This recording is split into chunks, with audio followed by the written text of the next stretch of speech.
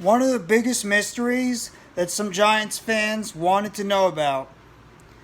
What exactly was the injury that Kayvon Thibodeaux was dealing with that held him out of OTAs and as well as mandatory minicamp? Well, it was revealed today the exact diagnosis of the type of injury Kayvon Thibodeaux has been dealing with in mandatory minicamp, but it won't put a hold on him being ready and able to go at the start of training camp at the end of July. What's going on, everybody? This is NYG Jeffy T 3285, and I'm just here to recap a couple of the injuries that are going to be something to monitor going into training camp. And obviously, the number one on the list right now is the defensive end picked number 5 out of Oregon for the New York Giants. That's right, number 5, Kayvon Thibodeaux. It was just revealed today by Dan Dugan, Jordan Renan, Art Stapleton, and all the New York Giants beat writers that Kayvon Thibodeaux was actually dealing with a hip issue in this past mandatory minicamp, and is the reason why he was held out throughout the 3 practices that were going on with the New York Giants. But it will not impact him at all when the start of training camp begins next month, and he should be ready to go by that time. Same thing goes for Kadarius Toney. Kadarius Toney should be ready to go by the start of training camp, even though he did have a little bit of a procedure on his knee recently, but he should be ready to go. Kenny Golladay, same thing. He's been dealing with a couple of minor nicks and bruises. That's why he was redshirted throughout OTAs and mandatory minicamp. He did participate in a couple of the plays and a couple of the drills during mandatory minicamp, but he wasn't able to be a full go. But he's expected to be a full go by the time training camp comes around. Even a guy like Blake Martinez, who's coming off a torn ACL last year, he's also another guy that should be ready to go by the time mandatory training camp begins in late July, even though he might be a little bit restricted since he's coming off such a serious injury.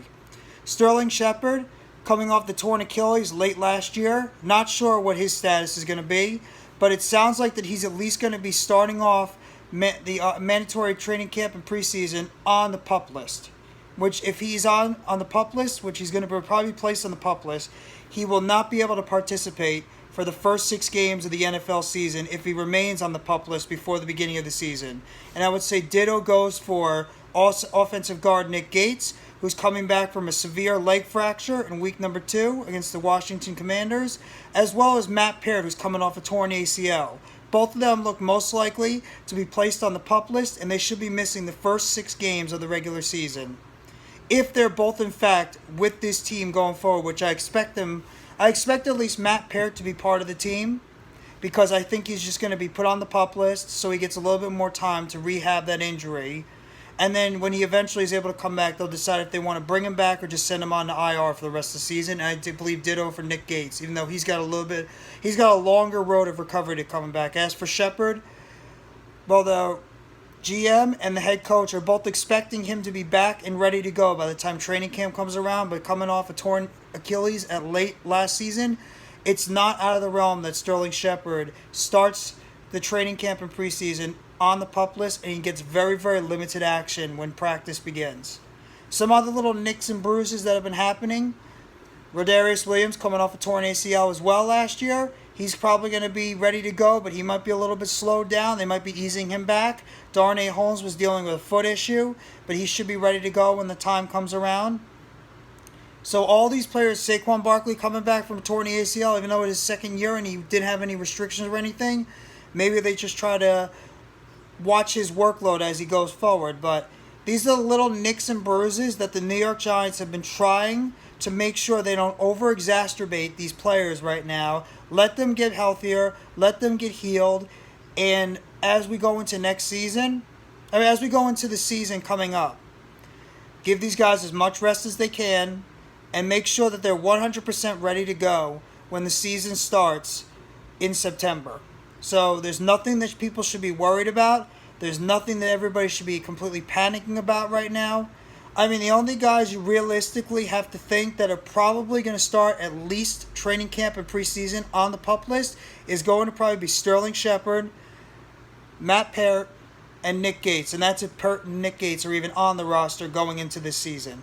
But most likely those three players will be beginning the season on the PUP list, and depending on how they look in practice, their rehab goes, there's a good chance that at least these three guys will be missing the beginning of the season. Shepard might have a chance to start the season in week 1, but it's not out of the realm that he does begin the season on the PUP list and he's out for the first 3 weeks, or out for the first 6 weeks of the season.